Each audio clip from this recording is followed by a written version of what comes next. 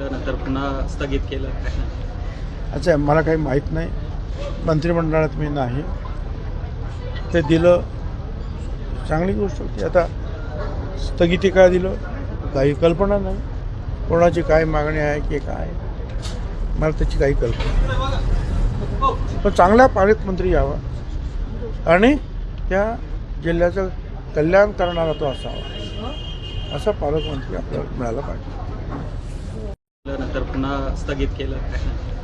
अच्छा, मला काही माहीत नाही. मंत्रिमंडळात मी नाही.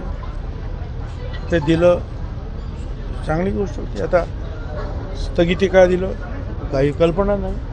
कोणाची काय मागणी आहे की काय, मला त्याची काही कल्पना नाही. पण चांगला पालकमंत्री यावा आणि त्या जिल्ह्याचं कल्याण करणारा तो असावा, असा पालकमंत्री आपल्याला मिळाला पाहिजे.